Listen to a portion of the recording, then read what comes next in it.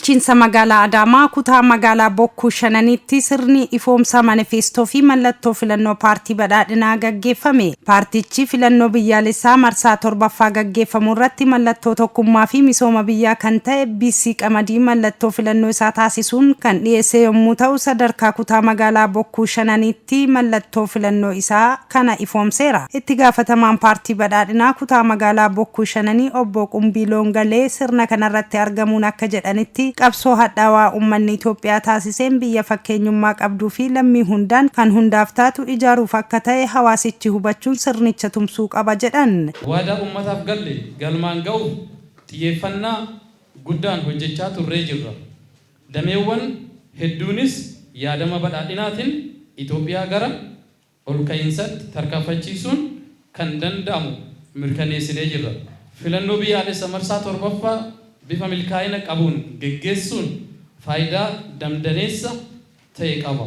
Kunis dhaabbilee dimokiraasii cimaa ta'an bu'uureessuun ijaarsa biyyaa mirkaneessuun gamatti tasgabbii siyaasaa fi fudhatamummaa keenya mirkaneessuun Itoophiyaa fakkeenya badhaadhina Afrikaa taate ijaaruuf mul'ata qabannee fi haala mijataa ta'e uumuudha.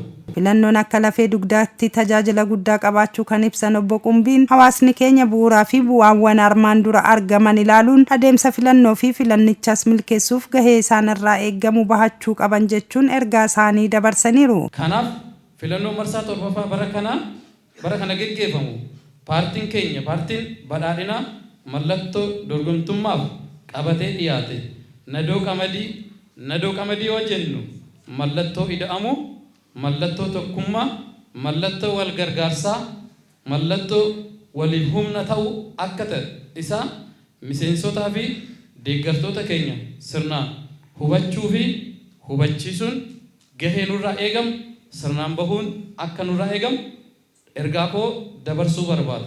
Xumura irratti uummanni kutaa magaalaa keenyas bu'uurawwan argamanii fi ilaaluu fi bu'uurawwan armaan dura argaman ilaaluu fi deemsa badhaadhinaa jalqabame itti fufsiisuuf fedhii qabuun filannoo irratti dammaqina olaanaadhaa fi miira itti gaafatamummaatiin akka hirmaattan dhaamsa koo dabarsaa.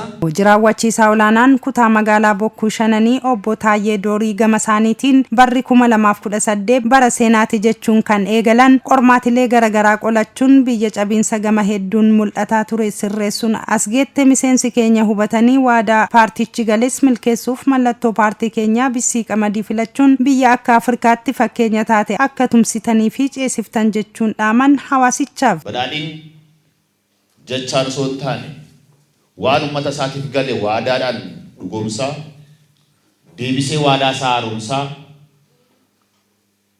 haaromsuu qofa osoo hin taane waan qabatamaan ummata isaas dhaggeeffachaa hanqina jirus ummata wajjin taa'ee mari'achaa as ga'eera jechuudha. Paartiin badhaadhinaa gaafa mallattoo isaa qamadii godhu akkasumatti lafaa ka'eetii miti. Akkasumatti lafaa ka'eetii miti. Qamadiin hiikoo guddaa qaba. Midhaan keessaa midhaan hangafa. Biyyoota addunyaa keessattis biyyi tokko kan ittiin kabaja argattu tokko maalidha? Wabii nyaataa ishee mirkaneeffachuudha. Galmi nuti misooma baadiyyaa keessattis qabanne fi misooma magaalaa keessattis qabanne tokko maalidha? Wabii nyaataatiin of danda'u. Nadoo kana laalaa. Zalaan takkittiin nadoo taati. Akkasitti wal qabannaa jechuudha. Kanaaf wal tumsinaa. Yoo wal tumsine dhaab ceenaa nadoo taanaa BC taanaa kan jedhu. Kanaaf akka nadoo kanatti wal qabanne biyyas uummata keenyas ceesifna. Filannoon keenya badhaadhinaa ta'u mallattoon keenya BC yookaan nadoo qamadii ta'u. Miseensonni sirna kanarratti hirmaatan kanneen yaada isaanii kennan paartiin keenya wabii keenya waan ta'eef ceesisuuf kutannoon qophoofnee jirra jechuun ragaa bahaniiru. Aanaa Arooretti tirraa'een dhufe mallattoon paartiin badhaadhinaa keenya qabatee too filannoodhaa dhiyaate mallattoo jiruu fi jireenya namaatiif mallattoo jiruu fi jireenya namaatiif eenyummaa sabaa yookaan immoo eenyummaa cunqursaa diinagdee tanaan dura sabaaf sablammiin akka Itoophiyaatti keechi ture saniif isa saniif deebii ta'a waan jedhu sanan qaba. Kanarraa kaasnee badhaadhinni hin facaasaa, hin haamaa, hin guduufataa, dachaadhaan dabalaa jechuudha. Badhaadhinni alagaan qabu, diinan qabu. Diinni keenya hiyyummaa tokko taanee hiyyummaa jalaa baanee Itoophiyaa addunyaa fuulduratti fakkeenya taate uumuudhaaf badhaadhinaa filannu mallattoon keenya nadoo qamadii kanaa waan. Badhaadhinni alagaan qabu, diinan qabu. Diinni keenya hiyyummaadha. Diinni keenya hiyyummaadha.